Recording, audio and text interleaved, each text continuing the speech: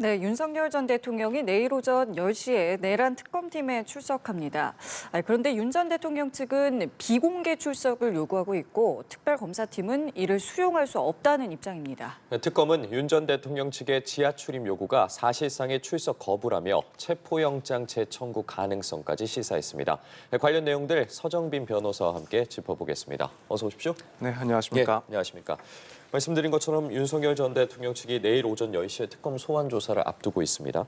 앞서 출석 방식과 시간을 놓고 특검 측에 신경전을 벌이기도 했는데 일단 시간을 1시간 미뤄주는 건 특검 측에서도 받아들여줬고요. 그리고 오늘 오전에 윤 대통령 측에서 출입 방식이 협의가 되지 않아도 일단 내일 조사에 출석할 방침은 밝혔습니다.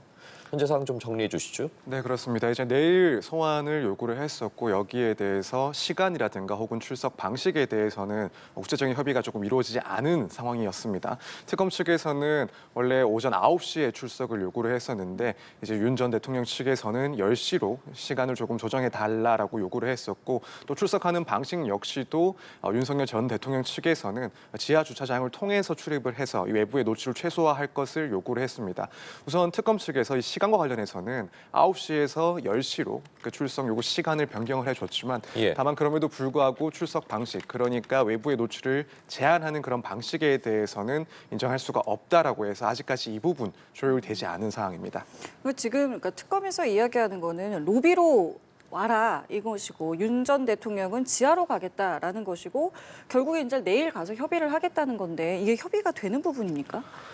일단은 사실 뭐 지금까지 상황을 봤을 때 협의 시도는 있을 수 있겠지만 막 어느 한쪽으로 결국에는 결론이 나지 않을까 이렇게 예상을 하고 있습니다. 우선 윤 전 대통령 측에서는 이야기를 하는 것이 그런 사생활의 노출이라든가 혹은 명예와 관련해서 이제 피해를 입힐 수가 있기 때문에 인권 보호 측면에서 이런 출석 과정을 비공개로 진행을 해야 된다라는 입장이고 또 특검에서는 반대로 과거에 그러한 전례가 없었고 이 부분 예외를 인정할 수가 없다. 따라서 원칙적으로 원칙과 마찬가지로 이런 공개적인 그런 출석을 해야 된다라는 입장입니다.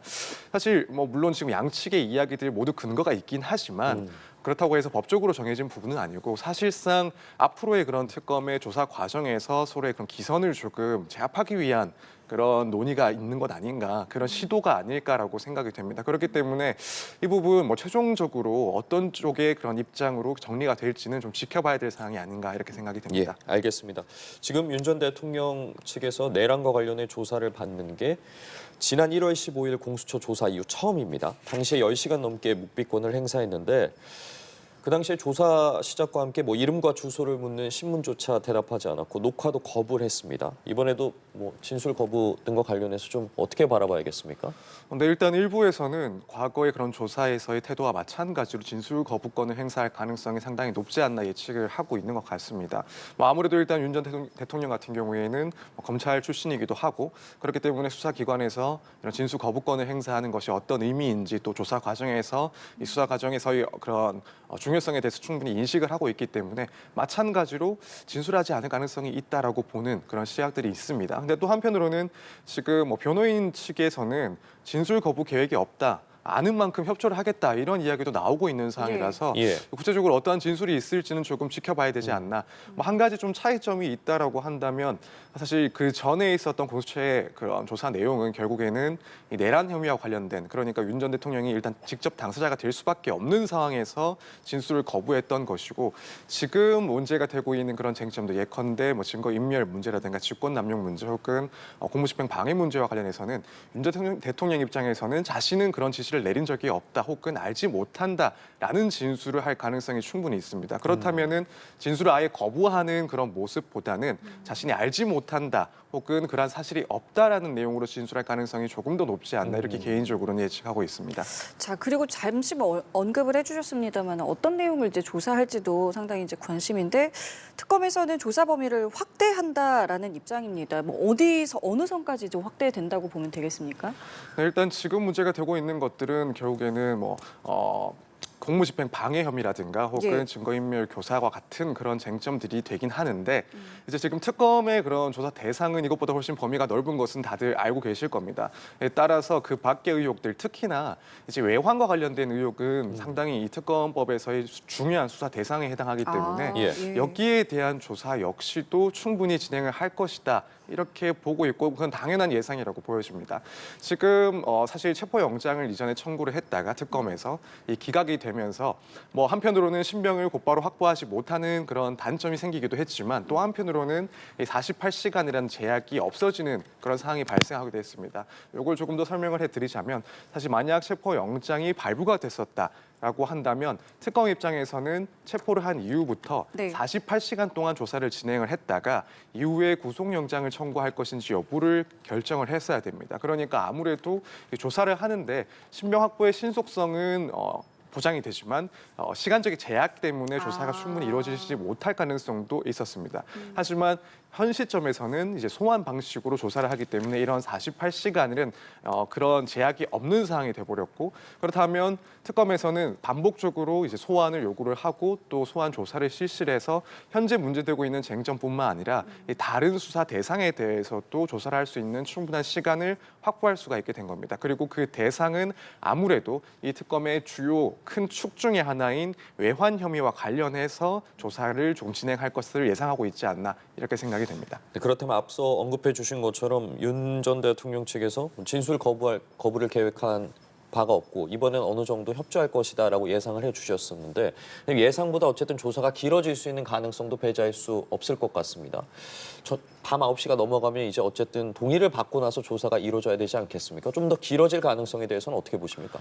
네, 일단 말씀하신 것처럼 이제 야간 조사 같은 경우에는 원칙적으로 제한이 되기 때문에 변호인이나 혹은 당사자의 동의 혹은 요청이 있어야만 그때서야 야간 조사가 진행이 됩니다. 물론 특검 측에서는 조사의 그런 내용이 충분히 길어질 수 있을 것이기 때문에 야간 조사를 언급할 수 있긴 하지만 굳이 윤 전 대통령 측에서는 원칙적으로 불필요한 이 야간 조사에 대해서 동의를 하거나 혹은 요청을 하지는 않을 겁니다. 따라서 야간 조사가 진행되는 상황은 조금 가정하기가 어렵지 않나라고 생각이 되고 그렇다면 조사가 길어지는 것은 결국 이제 횟수가 많아질 것이다 이렇게 예상이 됩니다. 물론 그 횟수도 지금 상황으로서는 예상하기 조금 어렵긴 하지만 적어도 한 번의 조사가 끝나지는 않을 것이다. 물론 윤 전 대통령 측에서는 대부분의 조사 그 질문에 대해서는 답변이 무척 불분명하거나 혹은 부인을 할 겁니다. 하지만 그럼에도 불구하고 이 조사 대상이 무척 많아질 수가 있고 그렇다면 질문 자체가 무척 많아질 수가 있기 때문에 윤 전 대통령의 답변과 상관없이 조사는 여러 차례 진행이 될 수가 있다. 그래서 최소한 2번 혹은 뭐 그 이상 충분히 그 횟수가 많아질 것이다 이렇게 예상을 하고 있습니다. 지금 특검에서 이야기하는 거는 근데 윤 전 대통령 측이 만약에 이 조사에 성실하게 임하지 않으면 영장을 청구할 수도 있다, 다시 청구할 수도 있다 이런 이야기도 나오는데 이거는 어떻게 보세요? 이것도 가능성이 있는 이야기입니까? 네, 일단 특검 측에서는 정말 그런 부분들은 충분히 검토를 하고 있지 않나 생각이 듭니다. 우선 지금 당장 내일 조사와 관련해서도 예컨대 조사 방식, 그러니까 출석 방식에 대해서 협의가 되지 않아서 윤 전 대통령이 아예 얼굴을 비추지 않거나 네. 혹은 뭐 지하 주차장에서 대기를 하는 경우 이때도 특검은 강제 구인을 검토를 할 것이다, 형사소송법을 검토를 할 것이다 이런 입장을 어느 정도 내세운 상황입니다. 그래서 앞으로의 그런 조사가 진행된다 하더라도 만약 조사에 상당히 비협조적으로 나온다라고 한다면 당연히 이제 강제 구인을 다시 한번 검토를 할 것이다 이렇게 보여지고 물론 진술을 단순히 거부했다라고 해서 그것만으로 뭐 체포영장을 청구할 수는 없습니다. 다만 뭐 진술이 제대로 이루어지지 않는다 혹은 협조적이지 않다라는 점을 이유로 뭐 도주의 우려가 있다거나 혹은 증거인멸의 우려가 있다 이런 점들을 내세워서 강제 구인을 또 충분히 검토를 해볼 수 있다라고 보여집니다. 그래서 시기적으로 무척 이르긴 하지만 이 특검이 상당히 이제 속도를 내고 있다라는 점을 봤을 때는 이런 강제 구인 역시도 검토하고 있는 카드다 이렇게 보고 있습니다. 구속영장과 관련한 부분을 말씀을 해주셨는데 지금 내란 수사와 관련해서 김용현 전 국방장관이 구속 만료 3시간을 앞두고 재구속이 됐습니다. 특검이 별도로 구속영장을 청구하지 않고 법원이 이제 자체적으로 영장을 발부했는데 이 부분에 대해서도 그 과정과 절차가 좀 궁금합니다. 네, 일단 이런 수사기관이 그러니까 피고인이나 혹은 피의자가 구속되는 경우는 크게 두 가지 수가 있습니다. 먼저 수사기관의 청구에 따라서 수사 중에 구속영장을 청구를 하고 발부가 되는 경우가 하나가 있고 또 하나는 이제 재판 단계에 넘어갔을 때 법원이 직권으로 구속영장을 발부하는 경우가 있습니다. 지금 김용현 전 장관 같은 경우에는 후자 방식을 채택을 한 건데요. 이제 아무래도 시간적인 문제를 봤을 때 효율성을 상당히 따졌다라고 보여집니다. 이제 물론 뭐 별도의 사건에 대해서 구속영장을 수사기관 그러니까 특검이 청구를 하고 심사를 받을 수도 있긴 하지만 현재 이제 김용현 전 장관 같은 경우에는 기존 내란 혐의 재판과 관련해서 구속이 이미 되어 있는 상황. 그러니까 법원에서 신병을 확보한 사항이기 때문에 효율성을 따지자면 추가로 먼저 기소를 하고 법원에서 영장을 발부하는 것을 요구하는 방식을 채택한 것으로 보입니다. 뭐 실제로 이제 뭐 박근혜 전 대통령 같은 경우에도 마찬가지 방식으로 구속 중인 재판 과정에서 별도의 사건, 뇌물 사건에 대해서 추가 기소를 하고 법원을 통해서 법원이 직권으로 영장을 발부하는 방식을 채택하기도 했었는데 이번도 마찬가지로 그런 신속성을 조금 더 따졌다 이렇게 보여집니다. 자, 그러면은 이제 특검에서는 어떤 혐의에 대해서 조사를 할까요?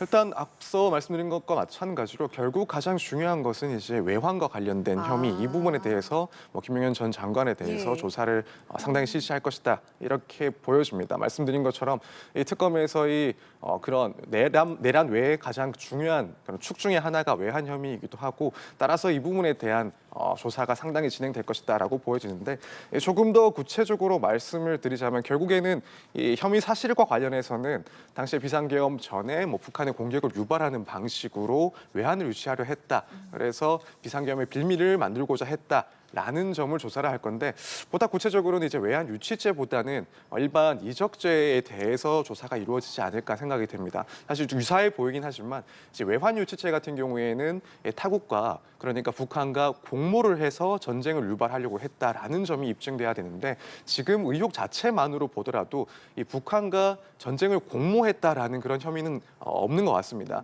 이걸 유발하려고 했다라는 거기 때문에 법리적으로는 부분 물론 검토를 하겠지만은 이런 외환 유치죄를 적용하기에는 조금 어렵고 그렇다면 결국 일반 이적죄 그러니까 우리나라의 그런 군사적인 이익을 해치기 위한 행동들이었다라는 점을 중심으로 해서 이 외환 관련된 범죄들을 조사해 나가지 않을까 이렇게 예상이 됩니다. 지금 말씀해 주신 것처럼 구속 만료가 다가온 주요 인물들에 대해서 어쨌든 추가 기소도 이어질 것으로 보이는데 노상원 전 정보사령관 이달 안에 추가 기소하겠다고 밝혔습니다. 연관이 돼 있는 부분이라고 봐야겠습니까? 네, 그렇습니다. 일단 노상원 전 사령관의 경우에도 이제 수첩에서 이런 북한과의 그런 전쟁을 유발하려는 듯한 그런 문구들이 확인이 됐었고 이 부분은 사실 뭐 지금 이미 예전부터 문제 제기가 됐고 의혹이 제기된 부분입니다. 따라서 이제 노상원 전 사령관에 대해서도 추가적인 혐의를 이제 별도로 기소를 하고 신병을 다시 한번 확보를 한 상태에서 이 외환과 관련된 그러니까 뭐 일반 그런 이적과 관련된 그런 혐의에 대해서 조사를 진행할 것이다 충분히 예상을 할 수가 있을 것 같습니다. 알겠습니다. 자, 그리고 이제 김건희 특검에서도 김 여사에 대한 소환 조사를 이제 하겠다라는 부분을 시사했는데 김건희 여사가 이제 입원을 해 있는 상태는 이제 오늘 보도에 따르면 이제 곧 퇴원을 한다라고 합니다. 이렇게 되면은 이제 소환을 뭐 하겠죠. 근데 어떤 부분을 먼저 이제 좀 집중적으로 들여다볼 것인지 이 부분 좀 말씀해 주실까요? 네, 일단 뭐 오늘 혹은 이 시각 내에 이제 퇴원을 하게 된다면 뭐 이르면 다음 주에라도 특검이 이제 조사 소환을 좀 요청을 하지 않을까 이렇게 해서 예상이 됩니다.